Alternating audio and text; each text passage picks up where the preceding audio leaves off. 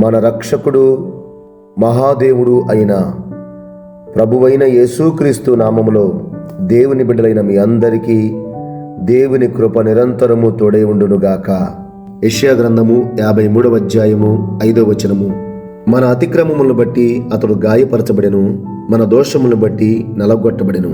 ప్రియ స్నేహితులారా, ఒక్క నిమిషం ఆలోచిద్దాము. ఎందుకు మనము నేరస్తులుగాను దోషులుగాను దేవుని ఎదుట కనిపిస్తున్నాము? మొదటిగా ఆదాము హవ్వ చేసిన అతిక్రమము ఈనాటి వరకు సర్వమానవాళి చేస్తూనే ఉన్నారు. ఆయన వద్దు అని చెప్పిన మార్గంలో నడుస్తూ ఆయన సన్నిధికి దూరమై ఈనాడు మానవుడు ఎన్నో ఇబ్బందులు పడుతూ కష్టాలు పడుతూ ఉన్నాడు. ఈ ఉదయకాలం నీవు నేను అయినా ఆయన పాదాలు పట్టుకొని, ప్రభువా, నీవు మా కొరకే నలగొట్టబడ్డావు, నీవు మా కొరకే గాయపరచబడ్డావు, మేము దేవునితో సమాధానపడాలని, మేము దేవునికి కుమారులుగా కుమార్తెలుగా మారాలని మీరు మమ్మల్ని ఆయనతో సమాధానపరిచారు.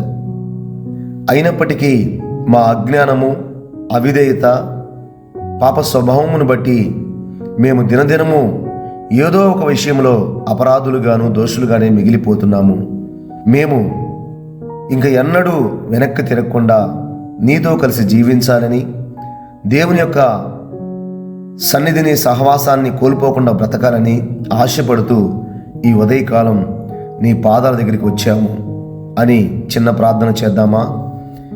దయగలిగిన మా కన్న తండ్రి, కృపగలిగిన మా దేవా, మా పాపములు మా అతిక్రమములు బహుఘోరమైనప్పటికీ ఇంకనూ మమ్మల్ని మీరు ప్రేమించి మా కొరకు నీ కుమారుడైన యేసుక్రీస్తు వారిని లోకానికి పంపించి ఆయన కార్చిన శిలువ రక్తము చేత మమ్మల్ని సంధి చేసి మీకును మాకును మధ్య ఉన్న అడ్డుగోడ తొలగించి నీ సన్నిధిలో నిలబడేవారముగా, అబ్బా తండ్రి అని పిలిచేవారిగా మాకు మీరు సహాయం చేశారు. అయినప్పటికీ ఇంకనూ మా పాప స్వభావం మా మీద ఏలుపడి చేస్తూ మా శరీరం మమ్మల్ని మోసము చేస్తూనే ఉన్నది. నా తండ్రి, ఈ ఉదయకాలం హృదయపూర్వకముగా క్షమాపణ వేడుకుంటున్నాను. మరి ఎన్నడూను నీకు దూరము కాకుండా జీవించాలని ఆశపడుతున్నాను.